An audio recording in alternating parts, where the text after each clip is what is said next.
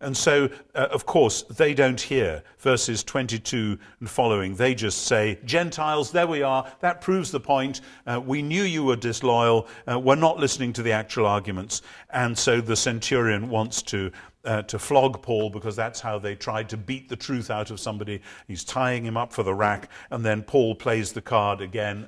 Excuse me, Roman citizen, flogging without trial? Not a good idea. Tribune is afraid. We've had this theme before in Philippi, and so he lets Paul go, and he brings them before the council. And then we get this wonderful scene in 23, which really rounds off this first statement of the charge and the defense, where there's this to and fro at the beginning of 23 between Paul and the high priest. And you've got to realize that as all these high priestly class, they swap the high priesthood around from year to year. Paul hasn't been in Jerusalem for a while. He doesn't know which of these esteemed gentlemen he's facing is actually the high priest. But Ananias commands those standing near him to strike him on the mouth when he says he's lived with a clear conscience. The appeal of the conscience is very important throughout this whole sequence. And Paul says, verse 3, God will strike you, you whitewashed wall. You're sitting there to judge me according to the law, yet in violation of the law you order me to be struck. And they say, you can't say that to the high priest.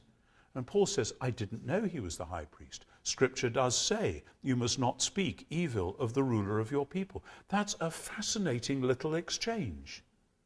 Paul is once again holding the rulers to account according to what they ought to be doing. And when it's pointed out that he's used rather abusive language to the high priest, he apologizes. He did not intend to break that scriptural command. It was an unintentional sin, and as a good Jew, he knows perfectly well that when you didn't intend it, you say sorry and you are covered.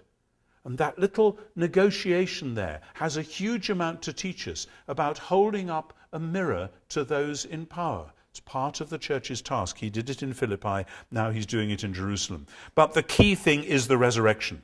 Verse 6, I'm on trial concerning the hope of the resurrection of the dead. And so the Pharisees and the Sadducees fall over each other to argue about it, and Paul knows exactly what he's done, having released that cat among those pigeons. This hearing isn't going anywhere.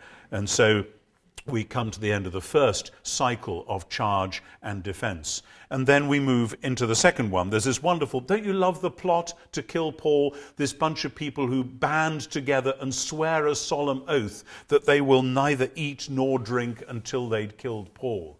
And of course we all want to know, did they all starve to death? And I think the answer is no, they didn't.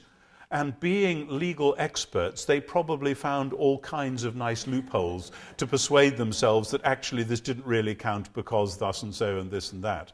I write about that in Acts for Everyone. And the plot comes to light, and Paul is rescued, and it's an interesting sub-theme all the way through, the way in which actually the Romans end up rescuing Paul from the Jewish mob or from the high priests or whoever. And so the second sequence goes through in 24, where Paul is presented with the charges against him, and this time in front of Felix answers them. And this time he develops it a bit further by emphasizing in more detail, it's all about the resurrection. Verse 14 of chapter 24 is the key thing. Yes, I do admit this, that according to the way which they call a sect, I worship the God of our ancestors. I'm not worshiping a different God.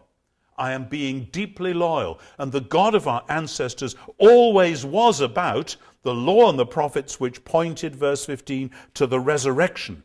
The resurrection here of both the righteous and the unrighteous. Therefore, once again, I do my best always to have a clear conscience towards God and all people.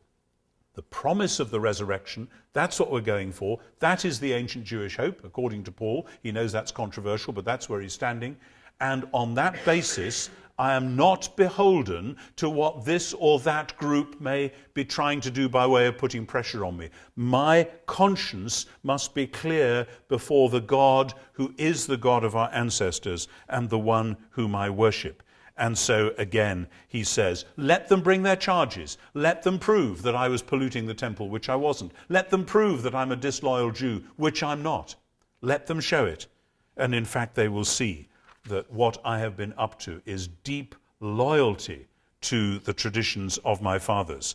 And so Felix gets frightened. There's another lovely passage there, 24-25, as he discussed justice, self-control, and the coming judgment. Felix got worried. Well, he would, wouldn't he? Any typical Roman provincial governor had a thing called justice which he administered, but of course it always served the interests of Roman power. Self-control, Romans tended not to do that very much, shall we say, and the coming judgment, that was something they were very happy to ignore. Exactly, you see, as at the end of Acts 17, God has fixed a day on which he will judge the world by a man whom he's appointed.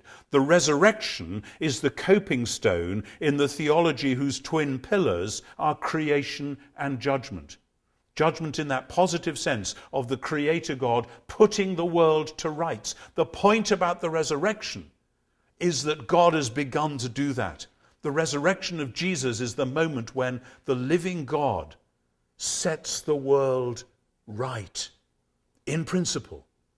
And all that now has to happen is that what happened on Easter Day has to be worked out through the whole cosmos. And this is just going to blow Felix's worldview apart. So he gets frightened, sends Paul away, hoping that Paul will bribe him and get round him that way. But Paul's not about to do that, of course. And so then Felix is replaced by Festus, who is a pain in the neck, but that's a whole other story. We won't go there today.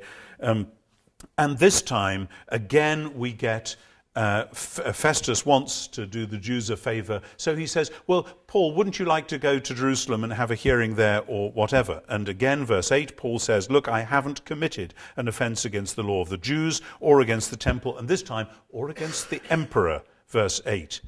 And Paul appeals to Caesar, verse 11, I appeal to Caesar. You have appealed to Caesar you will go.